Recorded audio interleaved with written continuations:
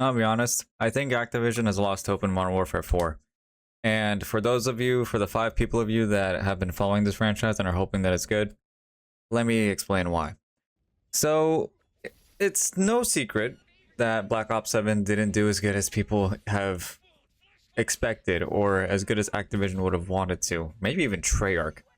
Because we have seen the ridiculousness of the campaign, we have seen the ridiculousness of the skins, despite them saying that it's going to be a very grounded aesthetic. And even in spite of all that and the controversy surrounding the skins and how are they going to transfer from Black Ops 6 or not, and look at that, we end up having fucking Nick Cage in there.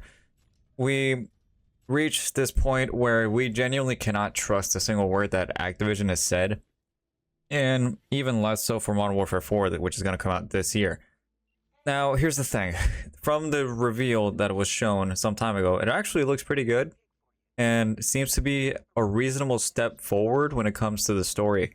We know that there were 2 missteps within the past 4 years, Modern Warfare 3 and Black Ops 7, at least when it comes in terms of the campaign. And a lot of people have thought that Modern Warfare 3 could not reach a point that is any lower in terms of the franchise, up until, of course, Black Ops 7 came out. Now, the idea of Captain Price going rogue and starting his own operations behind the scenes, it can genuinely be a really intriguing plot point that I'd love to see explored, or I can't wait to see explored to a certain degree. But the thing is that there are certain aspects of it that might leave people scratching their heads, most notably the gameplay changes compared to Black Ops 7. Though, from what I have gathered, some people are kind of relieved that the Omni movement is going to be removed entirely. Though that could be something to debate on given the other things such as I think overhauls to sliding and jumping, and as well as mounting as well.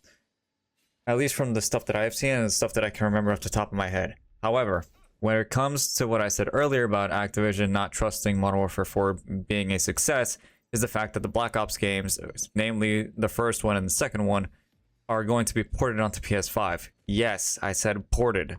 Now, the reason that this is such a big deal is because the Black Ops games, the first couple of Black Ops games, were such a massive hit back when they first arrived in the early 2010s.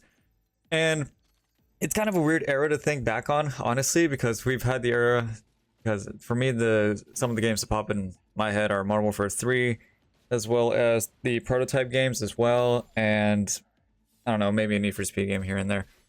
Oh, right. Of course, Assassin's Creed 3, as well as Assassin's Creed 4.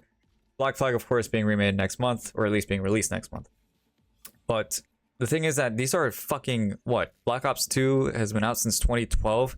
We're talking about a 14-year-old game being resold at $40, and the same deal is being done for the original Black Ops. I'm not going to deny that these games hold up. Frankly, I have not touched the campaigns, or at least I haven't touched Black Ops 2's campaign in a while. I haven't touched Black Ops 1's at all, and that might be huge to servers, of course. You can shoot me if you want, and I don't give a shit. But even still, it's weird seeing that we're going to have straight ports for literally no graphical improvements and no gameplay improvements, or at least nothing aesthetically, considering how long it's been. And there's a reason that this kind of stuff is not going to fly smooth, and it's because these titles are old. On Steam alone, they are $60 on their own. So what is this going to mean for whenever they are officially released? Does this mean that Steam's going to have a price drop because of that?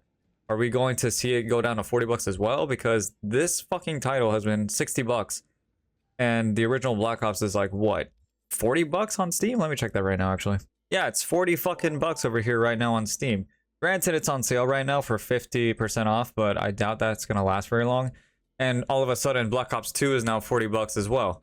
But I do remember these games on Steam were $60, or at least Black Ops 2 was $60 a few months ago. So it's kind of baffling that we are just now reaching the point where these games are old enough to have a fucking discount. These games are in middle school. Why have we not seen this sooner? It's ridiculous. And not just that, but they're releasing the DLC separately again. Of course, at a discount, because everything's got to be at a fucking discount these days. Instead of $15, it's going to be 10. Like, that's going to be a massive hit, because these games, it's still $40 to get the entire package, and I doubt that a season pass would make it any more cheaper. And it really pisses me off, because we still have yet to see Modern Warfare 3 remastered, or at least the campaign, because I know Modern Warfare 2 got only the campaign remastered, And the multiplayer was going to be on that by a fan-made ordeal before that shit got shut down. I think it was in anticipation of one of the Black Ops games, either Black Ops 6 or Black Ops 7. But I wouldn't be surprised if it was either or, because Activision has also been prone to canceling a whole bunch of shit. We saw Shipment getting canceled on Battlefield 6 just because it was remade by a fan. Fucking Activision decided to send a cease and desist to EA's to tell the person that made the fucking map to remove it. They are the pettiest fucking company that we have seen since Nintendo, and even then Nintendo is still holding the flag. And it annoys me so much. It really does, because this is long overdue. Not just with the fact that these games are old as shit, but also the fact that backwards compatibility on PlayStation is a fucking mess, if it even exists at all. No, it does exist, but it exists through the cloud that only exists if you go for the premium editions of PS Plus, and it's absolute dog shit. I really hate this. I really hate that, along with a bunch of other people, that subscriptions are becoming the regular now. And it's so annoying too, because we have fucking companies like Ubisoft talking about, hey, we don't have the right to own this property. Yes, you paid us full price for this crap, but don't worry, we can still revoke it at any time. Just look at the crew. Like, come on, dude. Is this seriously what we're gonna backpedal towards? Is this the future of games as it is? And gaming is already so fucking expensive, because we've seen price increases again on the PS5 and Xbox Series X and S, even though the S is a horrendously underpowered console for the titles that it's trying to run. We have the Steam Machine that came out, but that's an entirely different ordeal that I want to discuss later. And the thing about the Steam Machine as well is that it's not Valve's fault that it's the price that it is. Of course, they have to make a profit for the stuff that they make, but it stands to reason. There are reasons to choose a Steam Machine over a PS5 at least. But that, again, that's a whole different discussion for much sooner than I honestly thought, because I've been meaning to make something about the Steam Machine since I've heard the news about the price. But even still, I digress. The thing that I'm worried about is how this is going to be handled, because we have seen a lack of hardware compatibility when it comes to certain titles. We have seen this for the original Max Payne, for example. It is literally unplayable without mods on PC. The same thing for the original Prototype, and the same thing for Fear. You have to mod that game in order to get it at a reasonable frame rate. And so it kind of makes me worried, the quality of this kind of stuff, because even with a sort of retouch or remaster of sorts, that shit can still flop. Look at the GTA Definitive Edition trilogy that came out, like, what, at the start of the decade? That shit was under fire, and it took a while before that shit was even playable. And I don't know, it harkens back to a point that I made some time ago about remakes and remasters being the norm. But this is a huge disservice, because this is a straight up port with no improvements whatsoever. I won't doubt that it might run well. I mean, it has to run well. This is old software running on current gen hardware, or at least what we assume is current gen hardware, because the PS5 is officially, what, 5 years old at this point? 6 years old? Something like that. The same thing for the Xbox Series X. And the future of games is looking very grim right now. We don't have an announcement for the PS6. I doubt anything's going to come from Xbox soon enough. Valve is disappointed on their own release of the Steam Machine, and it's clear to see why. But even still, again, why are we getting this whole package with a whole bunch of shit being sold on the side anyway? Why can we not have the game at full price with all the Season Pass content as is? It feels like a tall ask, and this isn't the first time that Activision has done this. They have also done this for the Modern Warfare Remastered, all the way back when Infinite Warfare was coming out. They had to release the DLC at a higher price from what I remember. And it's terrible. It's absolutely terrible, because it makes people not want to revisit those classics. And instead, it makes them want to pirate the games, per se, over here on fucking Steam or anywhere else that they can find. And again, it doesn't make sense for, in my opinion, to do these ports now. Why couldn't this be done last year? Last year would have been, in the summer last year would have been the perfect time transitioning from Black Ops 6 to Black Ops 7, because then we'd have the stuff leading up to Black Ops 7's release, because it's supposedly a continuation of Black Ops 2, which of course in itself is a continuation of the original Black Ops, and the whole controversy surrounding the CIA within that storyline. Why are we just now seeing this? And why shouldn't we see Modern Warfare 3 remastered again, now that Modern Warfare 4 is coming out? It would have been nice to see the original Modern Warfare 3 retouched with all the animations and all of the visual work that they've done for the prior two games. It's really upsetting, especially considering that they have tried to keep up with the continuity of things with the Easter eggs that they put in place. Look at the Pripyat mission that happened in One Shot, One Kill. You can see Makarov and Yuri talking in the truck. And as well in No Russian, if you decide to go back as the American, as Private Allen, I think, you get to go backwards and you get to see Yuri struggling through the metal detectors. It would have been nice to see all this culminate, because if you only play the remasters for the Modern Warfare trilogy, you reached nothing but a cliffhanger, and that's it. And it sucks. As somebody that has been looking forward to having that remastered finally brought to life, it seems like that's not going to happen, or at least not right now. And I struggle to understand why. Now, this is... Some people might be wondering, why are you bitching about this when you were literally talking about Battlefield 6 months ago? Well, simply put, I have found reasons to go back to the original Call of Duty games. Fucking genuinely, just because I was thinking about collecting some of the series. I have the hardened edition of Modern Warfare 2 right here on the 360. Of course, I don't have a 360 because I'm not a fucking bigot. But the main thing is, it's got a steel case. It looks cool. It has a concept art book, which is really awesome. And it's just a nice collectible to have, genuinely. And it's kind of strange that we're in an era where it's genuinely best to just look at the past.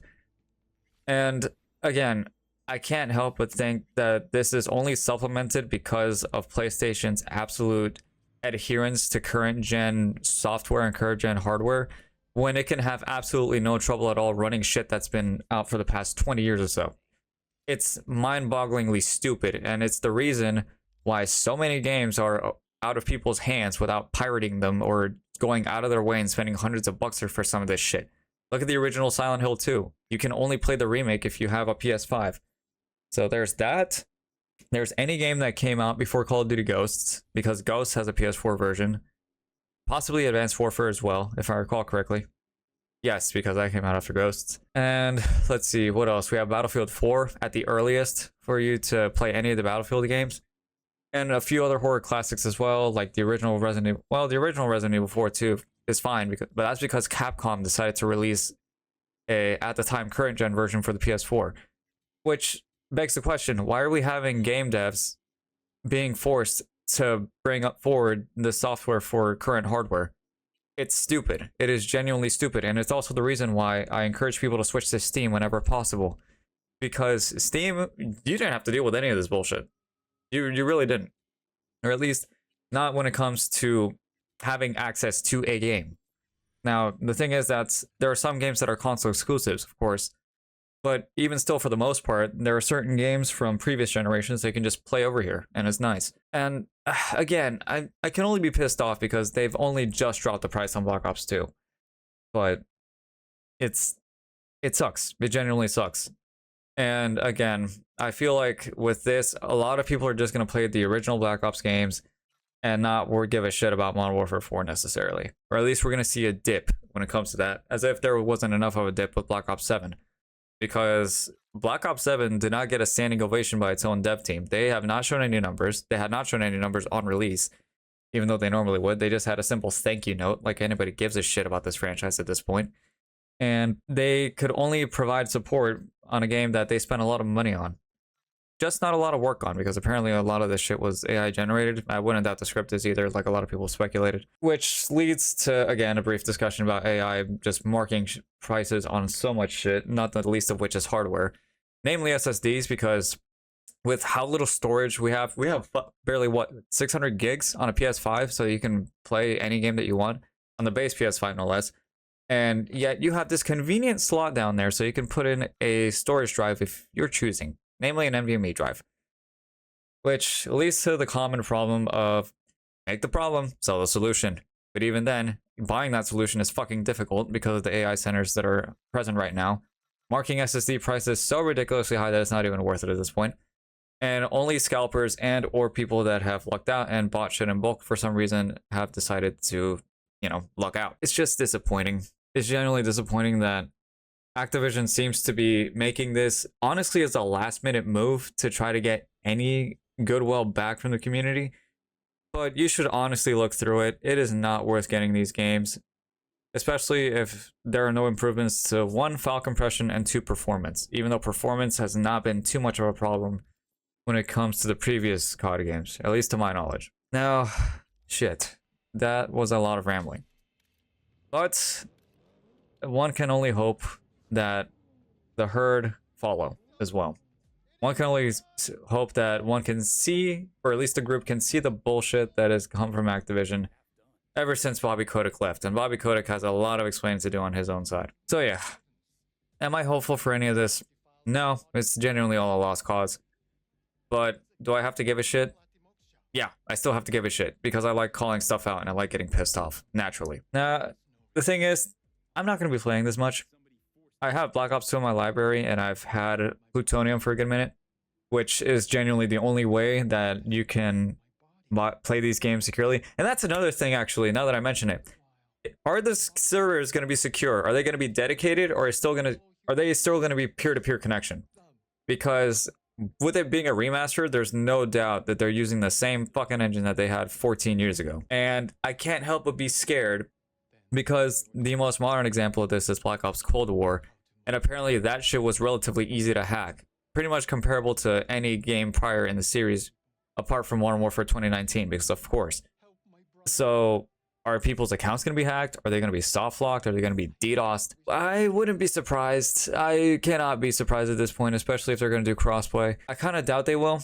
Again, they're old titles, and I don't think they have the support for crossplay, especially not the PC version of Black Ops 2 here, because this one's still as old as the fucking titles themselves. But I'm pretty sure we're gonna have a massive amount of complaints when it comes to the security of these games as soon as they drop. Just saying. But yeah, I know I've been all over the place again, par for the course, but I'm only saying this because I'm genuinely concerned about how it's gonna be like for the player base in the future. The expectations couldn't have been lower since Vanguard, and somehow they still got pushed even further down since Modern Warfare 3, doubly so after Black Ops 7. So we have yet to see how low we're gonna get. I only hope that we've already hit rock bottom, but I don't even think Activision, again, has any hope for Modern Warfare 4 doing great. We'll have to wait and see. But that's all. That's as much as I want to discuss. I'll talk about the Steam Machine next, because it's been, what, old news at this point? It's barely come out for like, what, 3 days at this point? But it's something that's worth talking about, because I love talking about stuff, and I love Gabe Newell. So, that's all. Y'all take care of yourselves, and I'll see you when I see you.